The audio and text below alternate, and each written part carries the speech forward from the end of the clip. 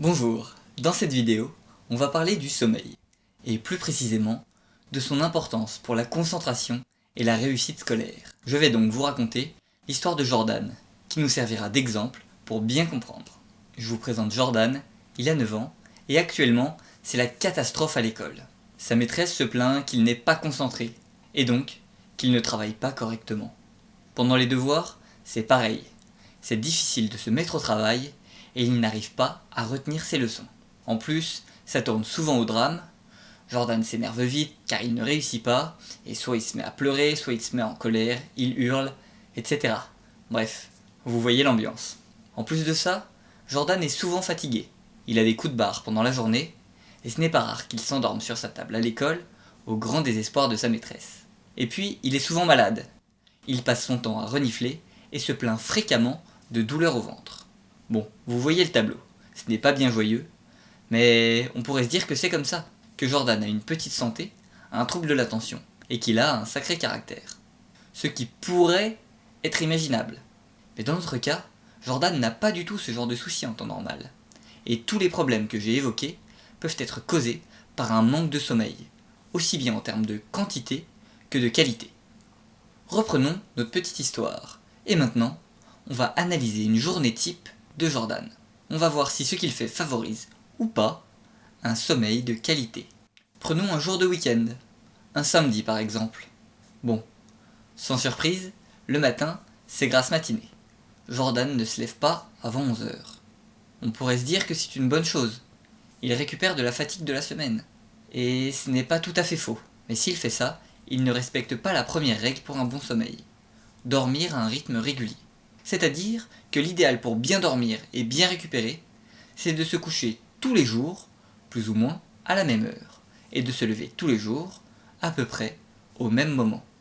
Ensuite, pendant la journée, Jordan fait ses devoirs. Il en a un paquet, donc ça lui prend du temps, et une fois qu'il a fini, il fonce pour jouer sur son téléphone. Résultat, il ne sort pas de chez lui de la journée, et ne fait pas d'activité physique. Comme vous pouvez vous en douter, ce n'est pas génial, et ça rend l'endormissement plus difficile, et le sommeil de moins bonne qualité. Et là, je ne parle que du sommeil. Donc la règle numéro 2 que Jordan ne respecte pas non plus, c'est de prendre l'air et de faire une activité physique tous les jours, même si c'est une activité légère, comme de la marche. Allez, on continue. L'heure du goûter arrive. Jordan mange de la brioche avec du Nutella et un bon verre de coca. Je ne vais pas rentrer dans les détails concernant l'alimentation, ça fera l'objet d'une prochaine vidéo. Donc abonnez-vous à la chaîne si vous ne voulez pas la rater. Mais je vais simplement me concentrer sur le coca, qui contient de la caféine. Et la caféine, ça tient éveillé. Et même si on arrive à dormir, ça a un impact négatif sur la qualité du sommeil. Donc règle numéro 3, on évite au maximum la caféine pour les enfants. Coca, café et boissons énergisantes. De toute façon, les enfants n'en ont vraiment pas besoin, et ça ne leur fait pas du bien. Donc épargnez-les. Et voilà, le soir arrive, le soleil se couche, mais pas Jordan. Eh bah oui, c'est le week-end, il faut bien en profiter. Ce soir, petit film. Bon, il ne finit qu'à 23 h. C'est raisonnable, on pourrait se dire. Et non, ce n'est pas raisonnable. À 9 ans, un enfant doit dormir entre 10 et 11 heures par nuit.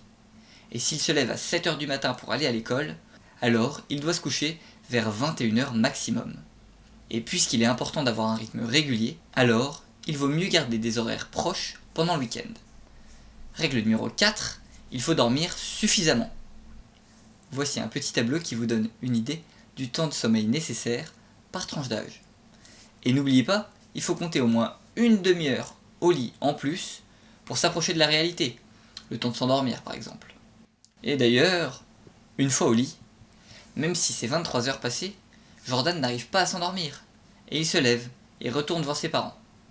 Forcément, après avoir regardé un film, c'est difficile de s'endormir. C'est pourquoi il est conseillé d'éviter complètement les écrans pendant les 2 heures avant le coucher. D'ailleurs, les écrans peuvent complètement être évités pendant la semaine.